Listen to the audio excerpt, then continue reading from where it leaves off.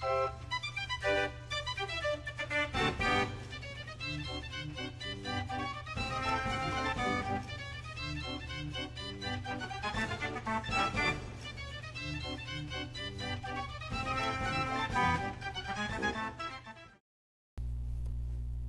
everyone, I'm Penny from the Puppet Co at Glen Echo Park.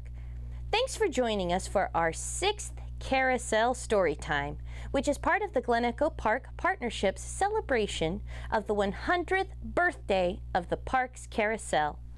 One Saturday each month from last April through today, we've been reading a children's book with a carousel theme, and we hope you've been able to join us for some of our previous story times. You can find more information and the April through August story times on our website at glenechopark.org/storytime. A link is in the video description. We have all sorts of cool things going on at the Puppet Co too.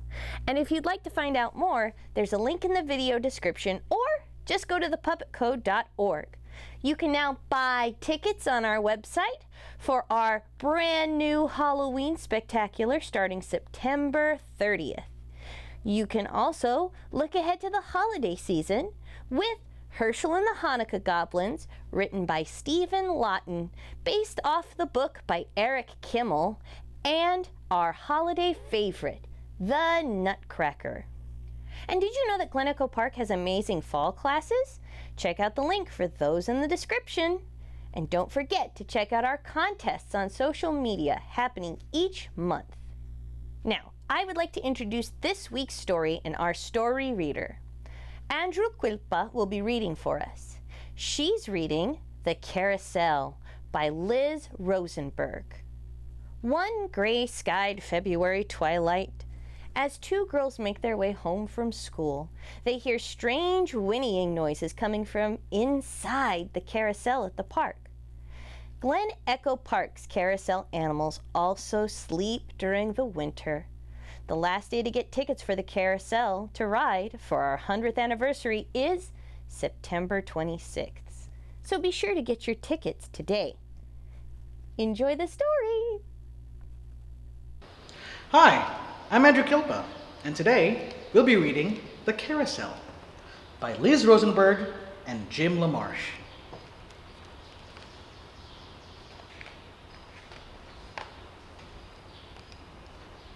The time my sister and I saw the horses, it was gray-skied twilight, but warm because there had been a February thaw that day. She picked me up after her band practice, and I teased her to stop at the park, even though we had things to do, homework, and getting supper ready for my father. So we turned right instead of left and walked into the park through a ring of old oak trees. It began to drizzle, raining lightly on the swings and the slides, and I thought my sister would head for home. Instead, she took my hand in one hand and swung her flute case in the other.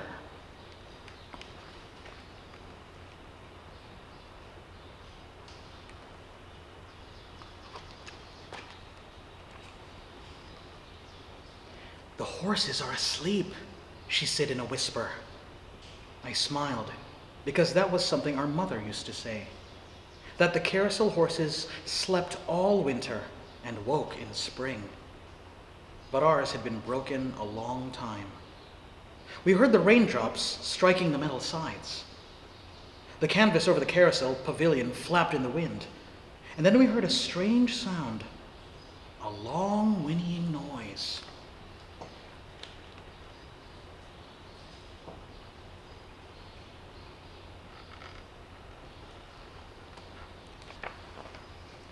We hurried closer to the carousel and pulled the heavy white canvas aside. Inside, the carousel horses were moving around, clopping their hooves, as alive as my sister or me. Their harnesses chimed like Christmas bells. I recognized my favorite horse right away, the silvery gray mare. Whenever I rode the carousel, I raced for that mare. I knew everything about her by heart, the red and yellow jeweled saddle, and gold tassels.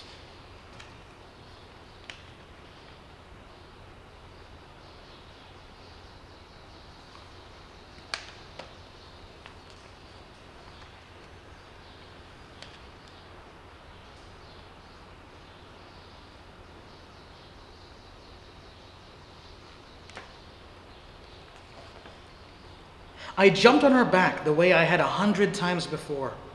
"Wait!" my sister called to me, but we were off.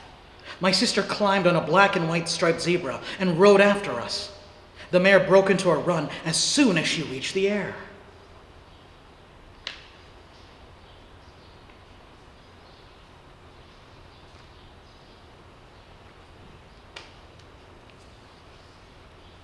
We circled the bandshell and raced between the swings.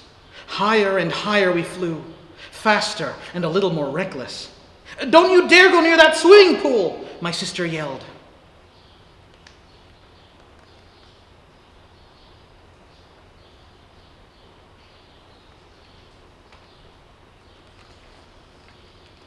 The others galloped close behind. They threw back their heads and snorted white clouds of breath. The big white Lipizaners leapt back and forth over the empty swimming pool, their backs gleaming like snowy mountains.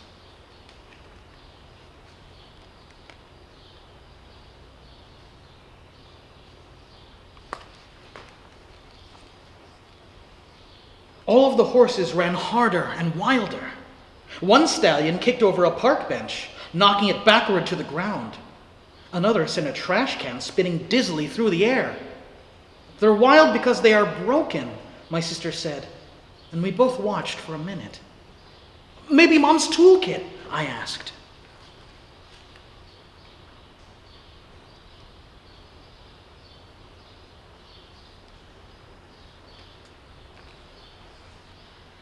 Our mother had been someone who could fix anything, from leaky faucets to broken porch lights and banisters.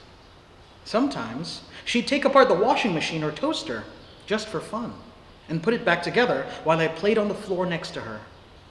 Mom's red toolbox was still kept out in the garage, along with her bicycle and some of her old clothes. "I'll go," I said quickly. "We'll all go," my sister said. It was raining harder. The horses ran separately now, cantering down the side streets to our house, a few blocks away.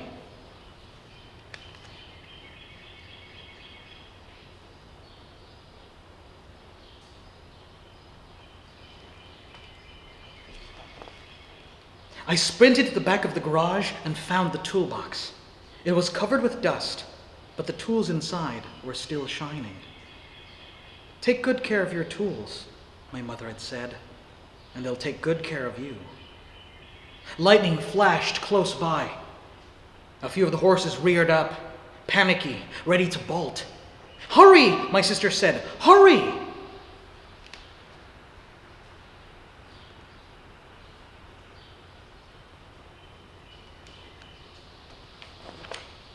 We raced back to the park, plunging through puddles. Thunder rumbled all around us. Inside the pavilion, I worked till I had the carousel machinery laid out in pieces, like the inside of a clock. My hands were clumsy because I hadn't handled any of those tools in a long time. The wrench, the screwdriver, needle-nosed pliers. I held a flashlight the size of a pen and shone it carefully on every piece. At last, I found something small and silver, a bolt that had fallen into the machinery. I worked it loose and held it up in the air. It will work now.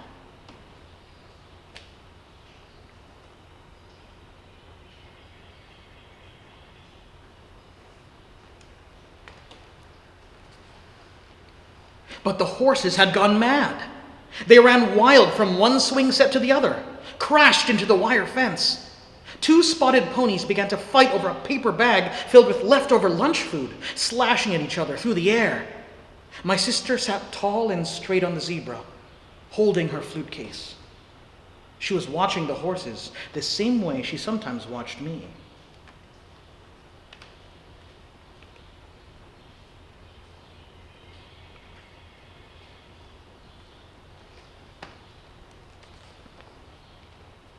Then she took out her flute from the flute case, fitted the pieces together, and began to play.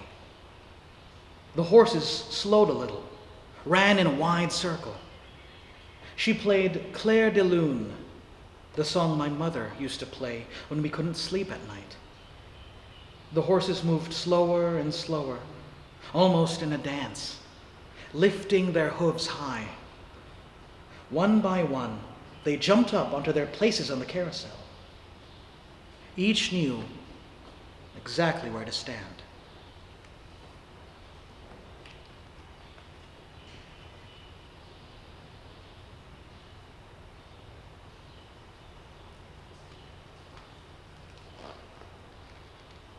I buried my face in the mare's silvery neck. She smelled like new-mown grass and my mother's old wool coat. "Come on," my sister said, not impatiently. She hated tearful scenes. My father's car was pulling into the driveway just as we reached the house. He got out looking tired and worried, pushing the wet hair back from his forehead. "What were you girls doing out so late?" he asked. My sister and I exchanged glances. We were soaked and shivering. "We walked to the park," she told him. His face brightened then a little.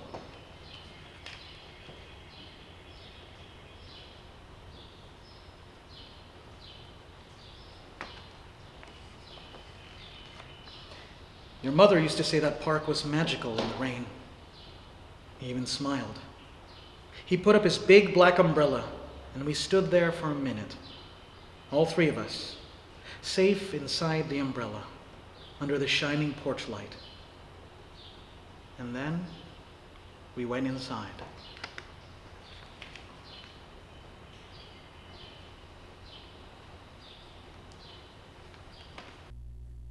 Wow, what a great story. We had fun and we hope you did too. If you would like to listen to some of the other Carousel story times, you can find them right on our website. The link is in the video description. Also remember that you can get tickets now to ride the Glen Echo Park's Dentzell Carousel Saturdays and Sundays, 10 a.m. to 6 p.m., but only through September 26th. And we hope you'll join us at the park this fall. You can register for family events or classes on our website at glenechopark.org. Thank you so much for joining us. I hope to see you soon. Goodbye!